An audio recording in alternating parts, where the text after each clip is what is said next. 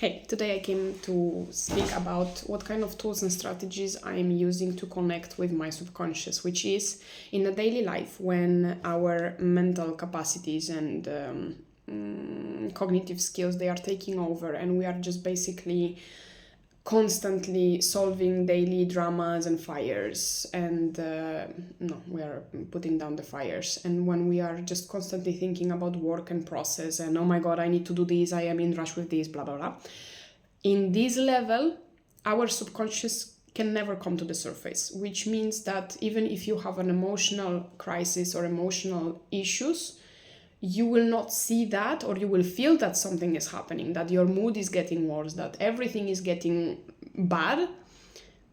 But at the same time, you will be having this feeling of like, but I'm doing everything. I'm doing all of the stuff that I'm supposed to be doing. And I figured out that there is a way to communicate to my subconscious to check if everything is fine emotionally for me, and if all of the situations that are in my life are taken into account. And to do that, I use some tools. Like, for example, I'm using Dixit cards. Some people read tarot, some people have like oracle cards. I use all of those depending on which mood I have and how I want to act. One of those methods, or one of those forms of this method, it's doing collages and doing scrapbooking, which means that you just expose yourself to a lot of images and you choose which ones are talking to you in a way, like communicating to parts of you, and your mind is starting to make stories out of them. Like, oh, I can see this, for example, image of like vida salvaje, which means the wildlife. And in my case, I saw this picture and I was immediately saying like, yes, next year in 2024, I would like to enjoy more wildlife, but not only like see the animals, but also be wild by myself, like be more in the nature and those kind of things. So images have these powers over us. They help us to dig deeper. So yesterday I was choosing the Dixit cards, which are beautiful illustrations. And I was choosing the cards for really long and nothing was going out and nothing that I could relate to. Like at some point I gave up and I just put down the cards with the deck up. So I saw this card on the bottom, and actually when I saw it, it was exactly this way. So I thought that the image is showing that there is someone stuck in a jail, let's say, or in a cell, and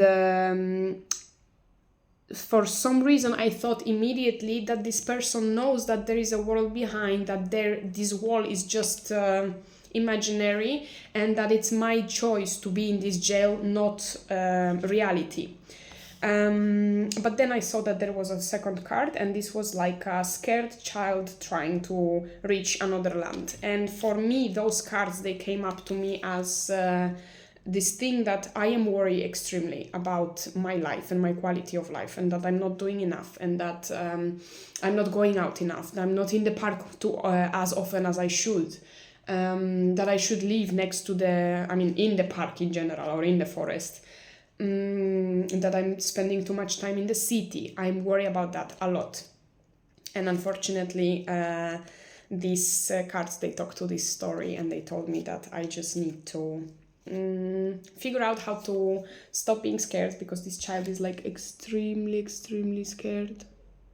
I don't know if it's visible, it's not. But the face of the child, he's turned to the back, he's scared of what is behind him, something is chasing him, I guess.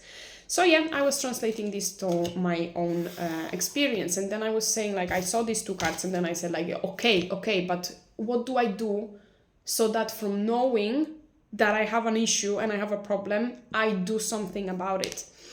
And some of you know, like what I dedicate myself to is in general like kind of freedom movement. I think I call it this way in my head. So the next card was really impactful for me, because that's a hard job. It's a hard job to create peace. It's dangerous. Not everyone can do that. Not everyone has the equilibrium. Not everyone has the capacity to reach that high and to be so dedicated to make this peace not only beautiful, but like detailed, because that's what I see on this image, that this is a very precise work. And as a freedom worker and as a person who believes that some actions need to be taken for the emancipation of children and teenagers, I saw this image very explanatory. But then I got another card, and it's a person that is really sad and it's crying in the light, in the very visible, very vulnerable. And that's what I'm doing. I'm being very vulnerable and being very open about things that I'm going through. And I guess this is a signal or sign for me that this is the right path, or at least my soul or my mind understand those images this way and tells this story to myself. Then I also have an issue that I'm using a little bit too many of coping mechanisms for now. I still deal with a lot of trauma responses, I guess, and programming that is not adequate in my reality right now. So I'm scared of many things. I act irrationally. I have lots of compulsions.